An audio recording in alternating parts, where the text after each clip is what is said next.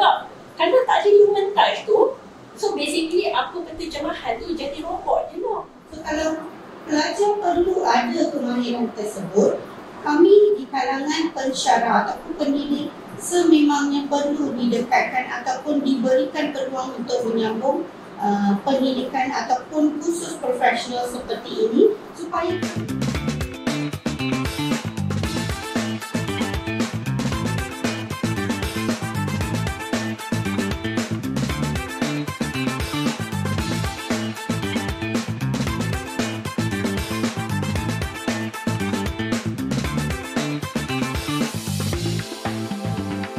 salam sejahtera dan salam Malaysia Madani.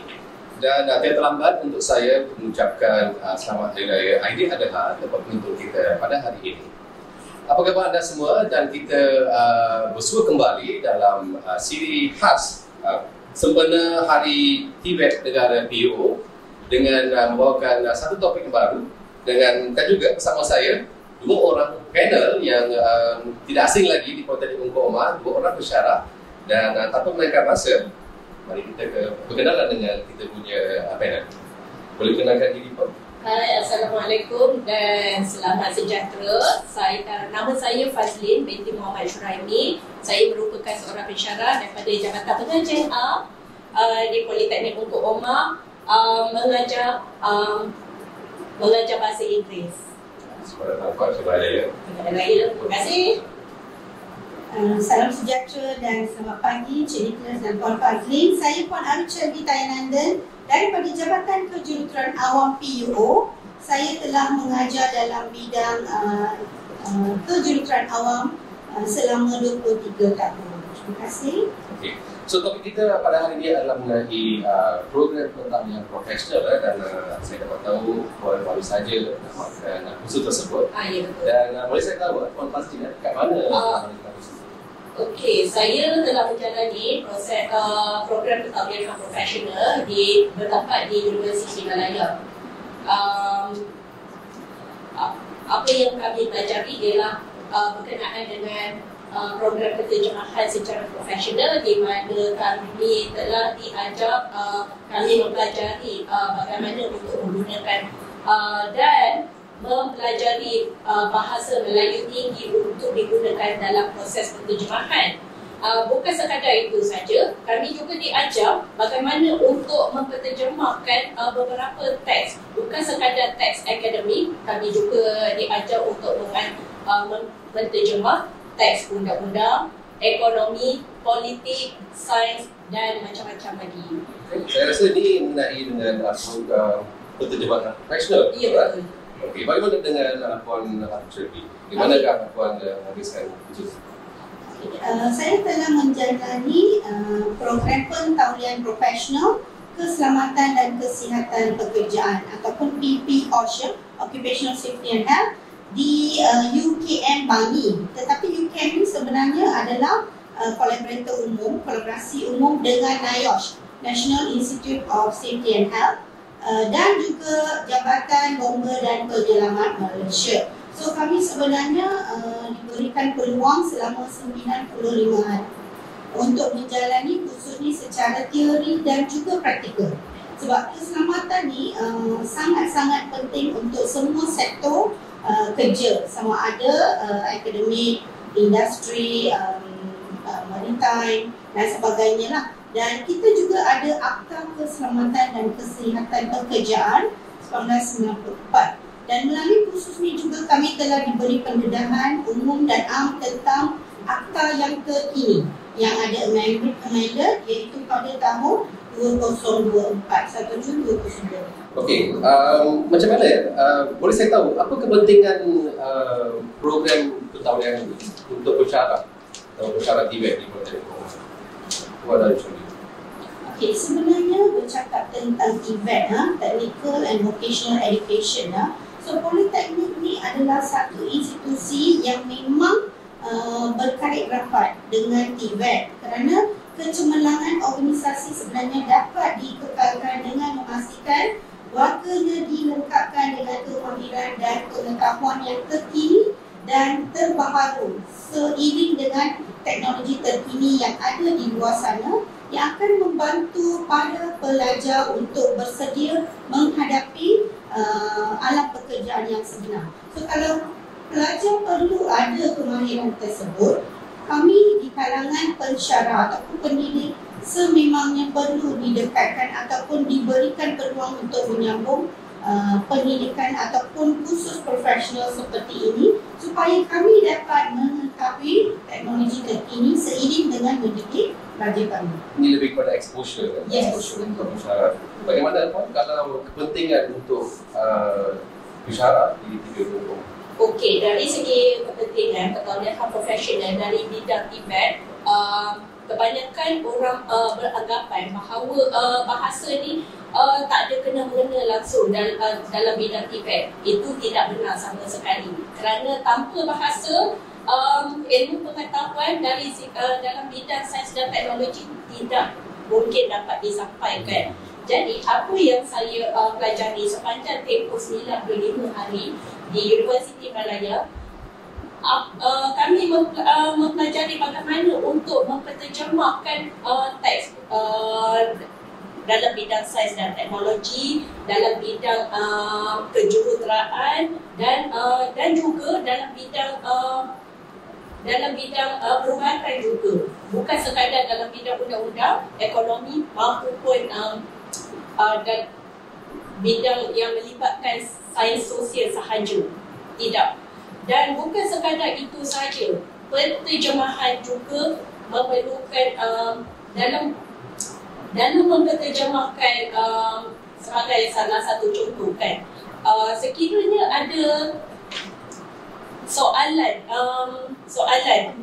penggubalan peperiksaan akhir memerlukan kepakaran dalam penterjemahan. Sekiranya kita salah menterjemahkan satu perkataan, ianya akan mengubah segala maksud. Bukan satu aspek yang penting dalam Jadi ianya merupakan salah satu aspek yang penting penterjemahan dalam event. dan saya pasti kalau dalam khusus program khusus yang telah dijalani ini, dia ada peperiksaan ataupun ada exam untuk kita lulus untuk betul. kursus pentalihan ini. Ya, betul. Kami menduduki peperiksaan akhir yang telah ditetapkan oleh Malaysian Translator Association sebenarnya. Bagaimana Puan? Memang ada peperiksaan akhir. Contohnya kami semasa didedahkan dengan IOSH, Akademi Keselamatan dan Kesihatan itu, ada beberapa siri peperiksaan dan setiap peperiksaan itu akan memberikan satu sijil kepakaran, expertise. Contohnya ergonomic risk assessment, kami didekatkan dengan kursus selama 2 hari dan di akhir hari kedua sebenarnya ada latihan theory, examination dan juga contoh yang kedua adalah lead auditor assessment. Yang itu 5 hari kursus dan di akhir kursus ada open-ended question selama 5 jam. Dan pensyarah memang dah bagi warning siap-siap. Ramai yang memang akan gagal dan syukurlah batch kami semua lulus dengan cemerlang. Dan saya pun telah diberi peringatan, sama ada suka atau tidak, tuan-tuan dan puan-puan wajib lulus. Kalau gagal, tuan-tuan dan puan-puan kena bayar balik. Sebenarnya itu kami kena tahu sendiri. Okay. Dan sepanjang tempoh 95 hari di UM, saya bukan sekadar mempelajari untuk menterjemah teks sahaja.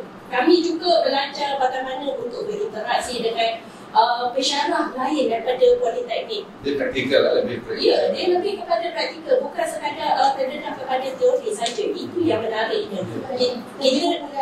Dan kita bukan sekadar untuk buat secara individu saja. Individu tu ialah memang wajib lah, tapi secara tidak langsung kita juga didedah pengalaman yang belajar kita bagaimana untuk berinteraksi dengan manusia lain. Sebab input seorang saja sebenarnya tak cukup. Ya, kita memerlukan input orang yang lebih berpengalaman. Contohnya macam sahabat saya Johan, kawan saya daripada Sarawak Monita dan juga para pensyarah daripada ramai politeknik di seluruh Malaysia. Dan bukan sekadar itu saja, saya juga berpeluang dan bersyukur kerana diberikan pendedahan yang sangat bermakna kerana mereka telah memanggil pakar dari seluruh bidang penterjemahan. Dan bukan sekadar penterjemahan saja, kami juga diberi pendedahan bagaimana untuk menjadi munshi. Tuan-tuan dan puan-puan, nak menjadi munshi itu bukan senang ya. Ya. Dan nak menjadi seorang munshi itu kena menjadi pakar bahasa Melayu itu bukannya satu benda yang senang.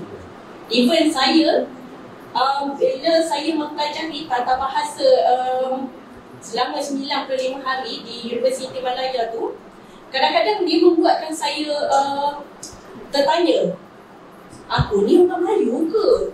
Ya, dia membuatkan saya tertanya, betul ke aku ni orang Melayu? Sebab tata bahasa Melayu sebenarnya sangat mencabar kalau nak dibandingkan dengan tata bahasa Inggeris sebenarnya.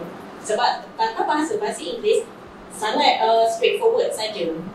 Dengan dikatakan mengenai kita media Melayu secara popular, dan saya tahu mengenai modul dia. Kadang-kadang dia ada modul ataupun saya pasti dia ada bahagian atau modul-modul dalam proses program tersebut. Okey, dia ada modul sebenarnya. Kami mempelajari bukan sekadar bahasa Melayu tinggi, kami juga mempelajari what we call it as jargon. Bahasa-bahasa yang digunakan dalam bidang tersendiri. Contohnya kalau dalam bidang undang-undang, kita kena faham apa itu habeas corpus, affidavit, caveat emptor. Kalau dari segi ekonomi, kita kena faham keanjalan, the stock exchange, and then kita pun kena belajar engineering terms juga. Itu bukan benda yang mudah lah untuk keren dalam masa 95 hari. Tapi syukur Alhamdulillah semua lulus. Okey, untuk orang jadi berapa orang dalam untuk menjalani proses atau program pada batch kami sebenarnya untuk pentahunian profesional keselamatan dan kesihatan pekerjaan seramai 26 orang dari seluruh Malaysia. Ada juga dari Sabah dan Sarawak. So antara batch yang paling ramai lah kami dengar. Sebab di UKM sendiri ada 3 profesional khusus yang dijalankan. Satu pencukaian, kami batch kedua yang PP OSH. Ketiga ada juga digital certification. Ya. Bersama puan siapa lagi yang diikuti program ini?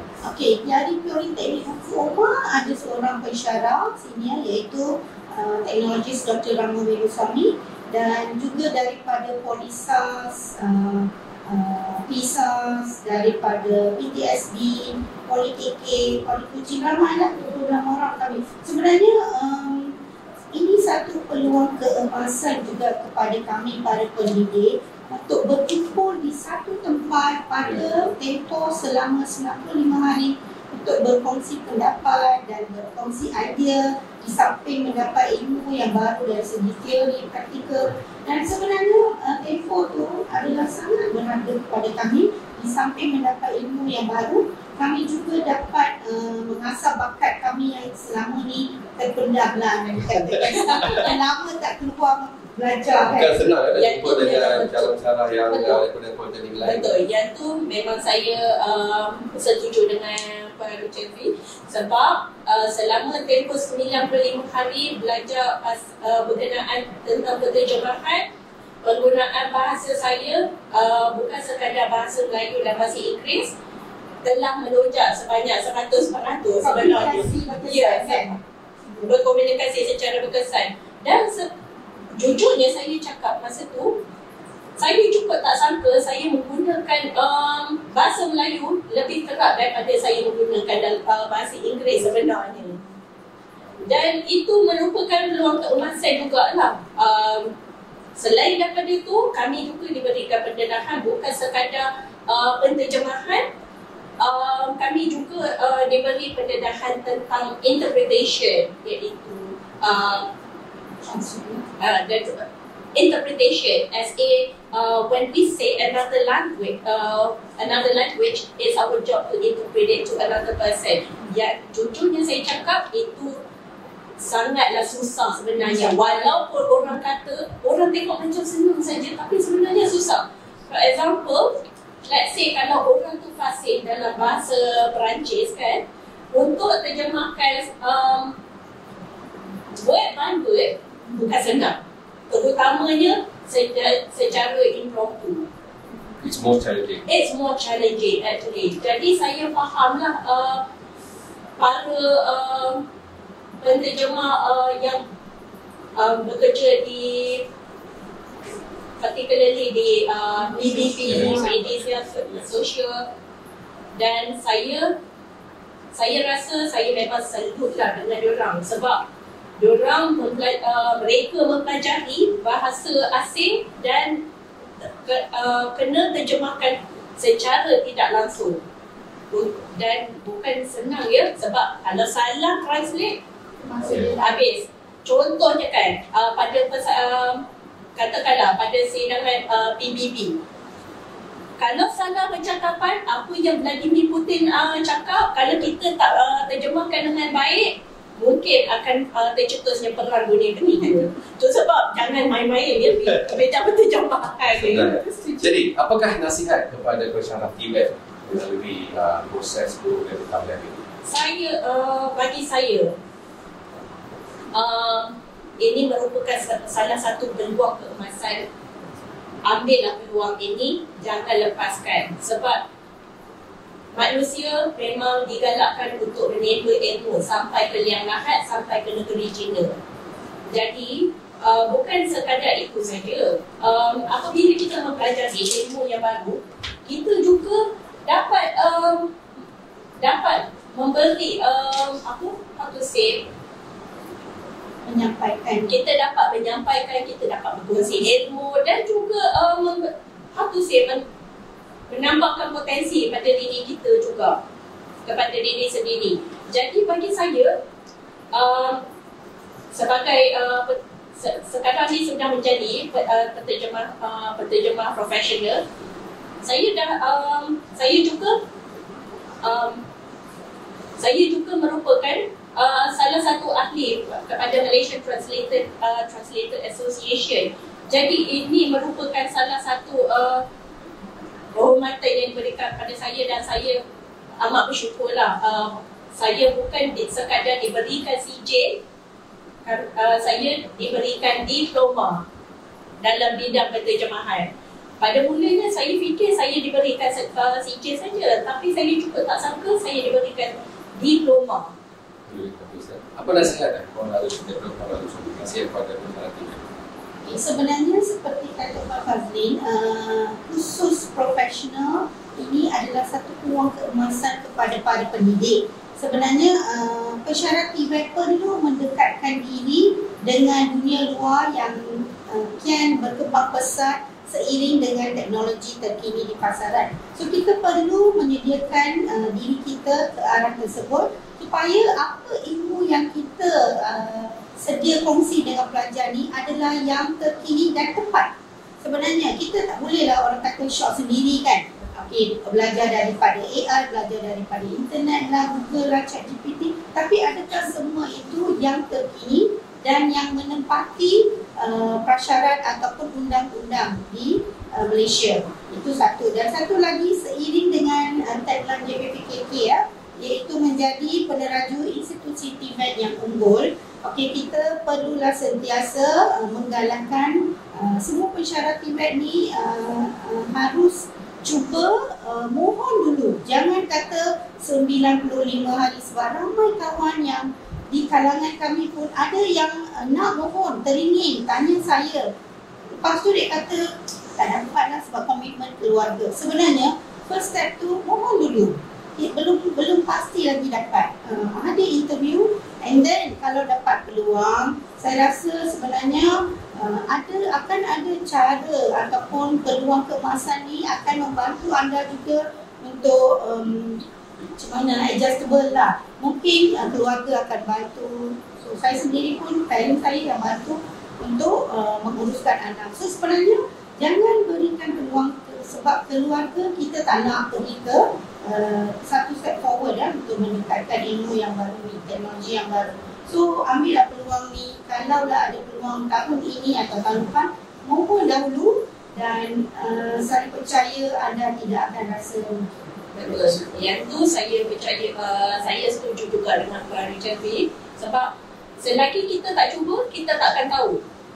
Dan saya juga nak buat satu penambahan juga dalam bidang penterjemahan ni. Memang kami didedahkan dalam bidang AI dan teknologi juga kan. Okey, memang ada orang kata alah, bidang penterjemahan ni mungkin akan jumut pada masa yang akan datang. Ini apa yang saya percaya, dia takkan jumut sebab teknologi masih lagi bergantung kepada manusia juga. Jadi walaupun tuan-tuan dan puan-puan mungkin akan guna ChatGPT, mungkinlah guna ChatGPT tu hasil dia pun lebih kurang sama. Tapi dia memudahkan. Ya, dia memudahkan. Kenapa aku nak buang masa? Kenapa aku nak buang duit untuk bayar penterjemah? Oh, salah ya tuan-tuan dan puan-puan. Sebenarnya wajib kena ada penterjemah. Sebab apa? Kami juga bukan sekadar penterjemah saja. Kami juga menyemak kesalahan bahasa juga. Sebab kalau ada kesalahan bahasa, malu ya sepanjang zaman. Imagine kalau kita nak terjemahkan let's say resume lah katakanlah. Takkanlah kita nak terjemahkan Puteri Islam tu sebagai Islamic Princess kan? Malu tuan-tuan dan puan-puan. Dan Pandu Puteri sebagai Driving Princess. Astaghfirullahalazim. Ini dan sehingga kini masih lagi berlaku antara pelajar-pelajar ya. So maka walaupun ada kemudahan artificial intelligence, tapi tidak dinafikan memerlukan manusia untuk human touch. Yes, memerlukan human touch. Yes, we cannot deny the human touch actually. Sebab kalau tak ada human touch tu, so basically apa penterjemahan tu jadi robot je lah. Kan? Setuju? Saya rasa tanpa disedari sesi kita bakal menjelmakan pengakhiran dan saya rasa saya mengucapkan ribuan terima kasih atas perkongsian itu yang diberikan tadi Saya rasa ianya cukup manfaat kepada penonton kita dan juga penonton juga manfaatkan kepada penonton kita pada hari ini. Dan saya rasa jadi sekian saja daripada saya, Nicholas, selaku moderator anda. Dan jika berkesempatan, kita akan berjumpa lagi dalam edisi dan episod yang lain. Jumpa lagi. Salam Malaysia Madani. Terima kasih. Terima kasih. Terima kasih.